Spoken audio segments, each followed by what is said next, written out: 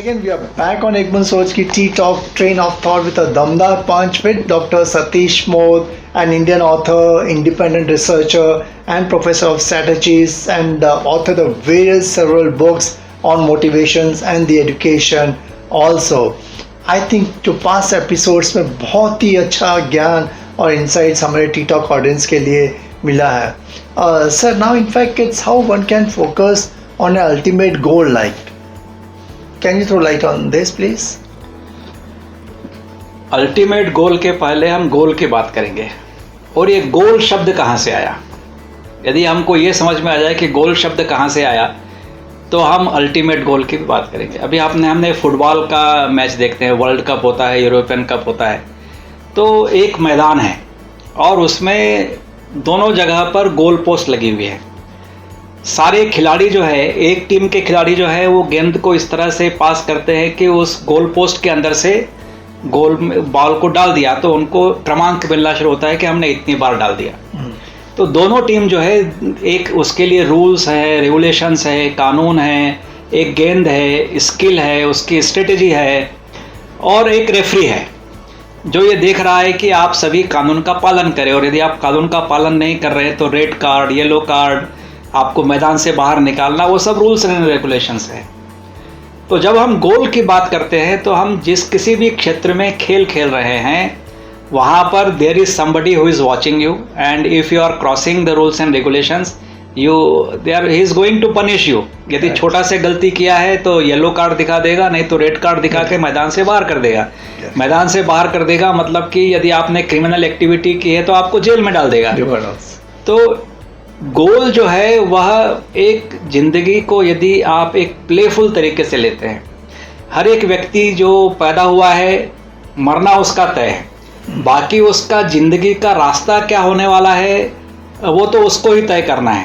परिस्थितियां हैं, उसका विजन है, उसके डिसीजन हैं, उसका स्किल सेट है, वो सब तो है ही.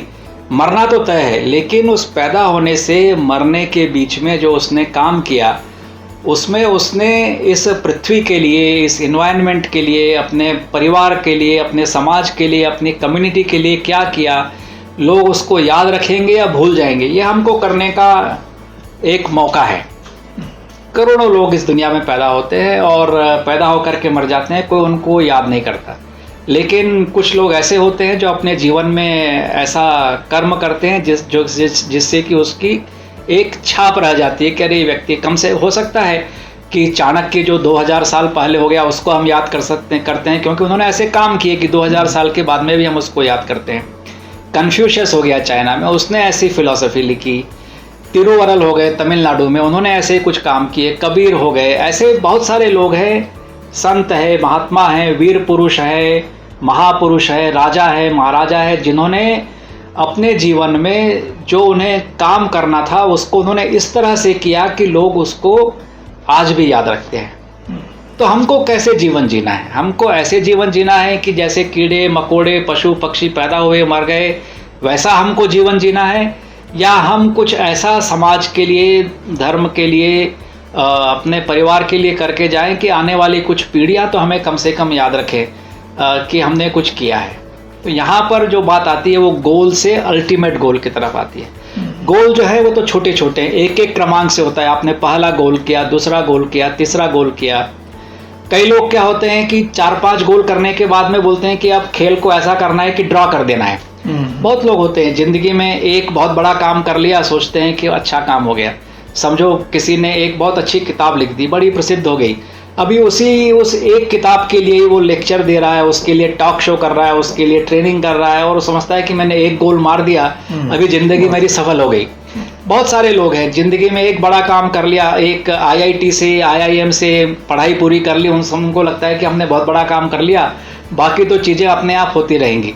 लेकिन कई लोग जो एक Tier 2 Tier 3 से आए हैं उनको लग रहा है कि अरे ये IIM वाला बंदा यहाँ तक पहुँचा है, मुझको उसके आगे निकलना है, तो उसके लिए वो लगातार मेहनत कर रहा है और कई बार हम देखते हैं कि उनसे वो आगे बढ़ जाता है. तो हर एक व्यक्ति जहाँ पर है, कहाँ तक का उसने गोल सेट किया है. एक बहुत अच्छा पढ़ने वाला बच्चा यदि उसने अपना गोल यहीं तक सेट किया है कि IIM में जाकर के पढ़ाई करना है, उसके आगे क्या करना है, IIM से पास हो गए, एक जॉब मिल गया तो फिर शादी हो गई, बच्चे हो गए, पैसा कमाया, घर बनाया, मर गए और कोई याद नहीं करता उसको, बस जिंदगी भर यही कहा कि मैं IIM से पास आउट हो गया। लेकिन क्या वही जिंदगी का गोल रहा क्या? तो ऐसे हर एक व्यक्ति ने जब जिंदगी में गोल का एक उम्र के हिसाब से तय किया कि अच्छा इस उम्र तक मुझे ऐसा गोल करना है, तो एक जिंदगी को दिशा मिलती है और कुछ करने का रोज उत्साह रहता है। आप रोज सुबह उठ करके बैठे और कि आपकी ज़िंदगी में यदि कोई लक्ष्य ही नहीं है तो लक्ष्यहीन जीवन जो है बहुत ही बोर्ड रहता है। बहुत सारे पैसे वाले बच्चों को मैं देखता हूँ, केवल यही प्लान करना है कि आज कौन सी पार्टी में जाना है, कल कौन सी पार्टी में जाना है, और फिर वहाँ से शराब के नशे में धुत गाड़ी में उनके अंगरक्षक उठा के उनको घर पे लेकर के आ रहे हैं, ड्रग ले रहे हैं। ये सब क्यों लेते हैं? ये इसके लिए लेते हैं कि उनके सामने कोई लक्ष्य नहीं है। अभी बात करते हैं अल्टीमेट गोल की। भगवत गीता में 8वें अध्याय में कृष्ण और अर्जुन की चर्चा के बीच में अर्जुन एक प्रश्न के उत्तर में कृष्ण बताते हैं कि जैसा व्यक्ति का मरते समय विचार रहता है उसी के आधार के ऊपर उसका जन्म होता है। बहुत सोचने वाली बात है। यदि आपने पैसे के बारे में सोचते रहे जीवन भर तो अगला जन्म जो होगा वो आपका पूरा उस पैसे को कमाने में ही लगा रहेगा। यदि आप इस जन्म में पूरे समय लड़कियों की ही बात सोचते रहे तो अगले जन्म में आप लड़की बन के ही पैदा हो जाएंगे, क्योंकि आप वही सोचते रहे। मरते समय जो लड़की है वो यदि लड़कों के ही बारे में सोच रही है तो मरते समय भी यदि उसके मन में लड़के का ही भाव है तो वो लड़का बन के पैदा हो जाएगी। तो कृष्ण का ये कहना है कि जिस मरते समय जो मन में विचार है उसके आधार के ऊपर आपको अगला जन्म मिलता है। अब मरते समय वो विचार कैसे आएगा? कोई अचानक कोई विचार तो आपके मन में नहीं आ सकता।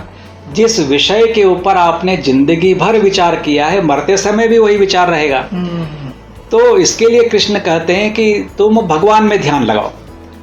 अभी भगवान में ध्यान लगाए तो क्या होगा कि भगवान में ध्यान लगाया तो एक आत्मा, परमात्मा, भगवान का जो कंसेप्ट है अपने भाग्य को अपने अपने हाथों से बना। भगवान कौन है?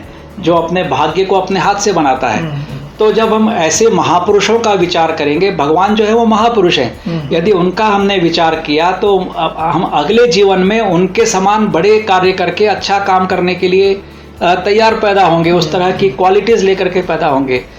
तो इसके लिए हमेशा मन में ऐसे विचार रखो जो कि आपको जीवन में आगे बढ़ाने के लिए है। तो उसका, क्योंकि मरते समय भी वही विचार आपके मन में आने वाले हैं जो कि आप जिंदगी भर विचार करते हैं। यदि आप ऐसा करेंगे, मोक्ष क्या है? मोक्ष यही है कि आप एक बंधन को छोड़ करके, इस जीवन के कष्टप्रद जीवन को छोड़ करके एक नए तरीके से जीवन जीना चाहते हैं। वह तभी होगा जबकि आप हमेशा अपने मन को एक अच्छे विचारों की कैद में रखें। In fact, what a real दमदार पंच on TikTok एक बुन सोच की बात doctor Satish mod. Really a great insight in focusing on the ultimate goal। हर एक स्टेप पे उन्होंने जैसा वर्णन किया है, आई एम श्योर हर एक TikTok के ऑडियंस के दिल को छू गया होगा। I am sure keep on watching for another episode with doctor Satish mod, another दमदार पंच ऑन TikTok एक बुन सोच की। Thank you very much sir, thanks a lot.